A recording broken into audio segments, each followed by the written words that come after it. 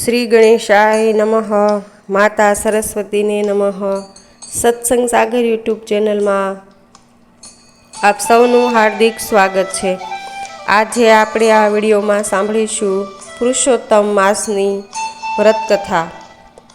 જ્યારે અધિક માસ પુરુષોત્તમ માસ આવે ત્યારે સવારે વહેલા ઉઠી નદીએ નાહવા જવું, ઘેર આવી સ્થાપના કરેલા ઘડાનું પૂજન કરવું, પીપળાની પૂજા કરવાની, તુલસીનું પૂજન કરવાનું, આખો માસ એકટાણું કરવું, મહિનો પૂરો થતાં બ્રાહ્મણને બોલાવી યથાશક્તિ દાન કરવું. એક ગામમાં એક બ્રાહ્મણ અને બ્રાહ્મણી રહે. તેમને એક પણ સંતાન નહીં, તેથી હંમેશા ચિંતાતુર રહે.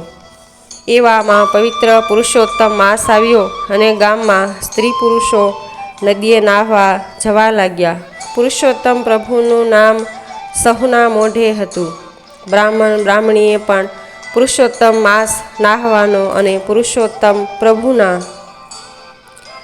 ગુણગાન ગાવાનો વિચાર કર્યો.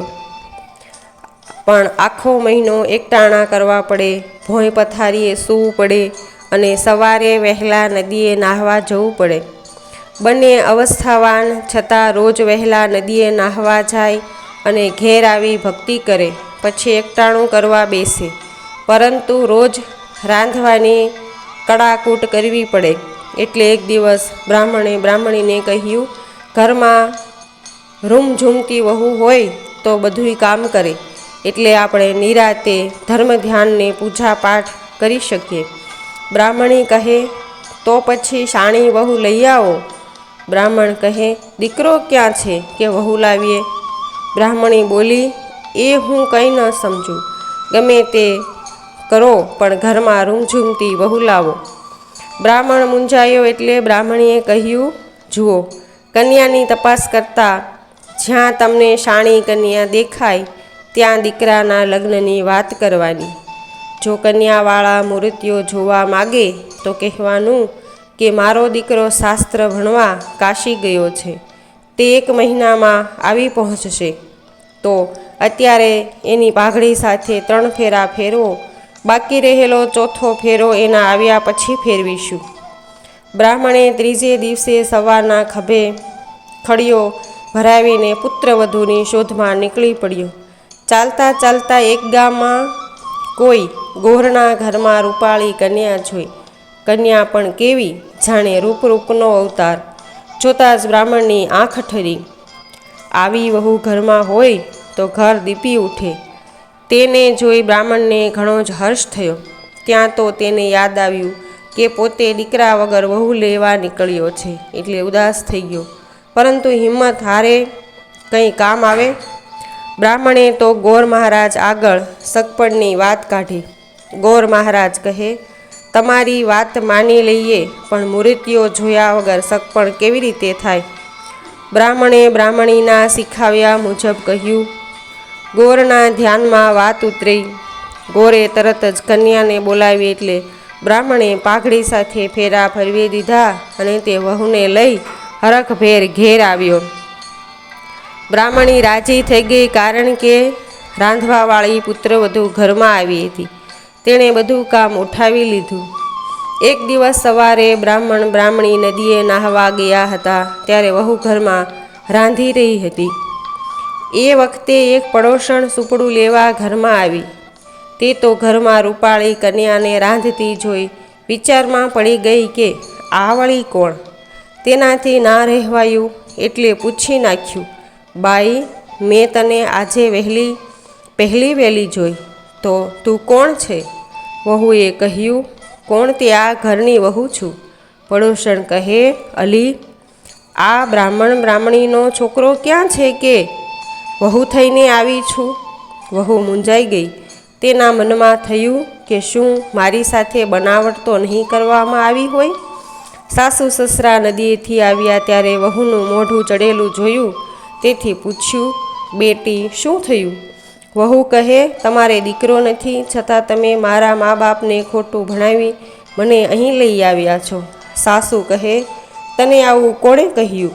મારો દીકરો તો ડાહ્યો છે અને તારા કરતાં પણ રૂપાળો છે. વહુ બોલી, હમણાં પડોસણ સુપડું લેવા આવી હતી. તેણે કહ્યું કે આ લોકો વાંજ્યા છે. સાસુએ વહુને કહ્યું, અદેખા લોકો ગમે તેમ બોલે, આવડું મોટું 7 ઓરડાવાળું ઘર છોકરા વગર દીપે ખરું?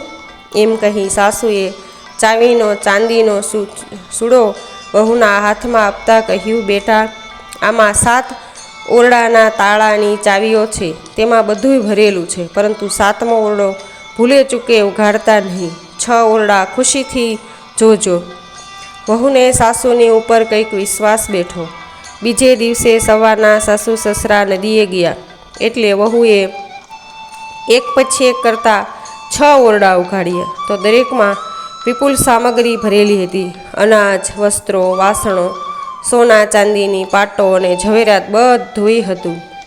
આ બધું જ ઓરડામાં જોઈ વહુએ હળવેથી 7મો ઓરડો ઉઘાડ્યો તો અંદર ઝગમગ દીવો પ્રકાશ રેલાવી રહ્યો અને દીવાના પ્રકાશમાં એક પ્રભાવશાળી પુરુષ પોથી વાંચી રહ્યો હતો.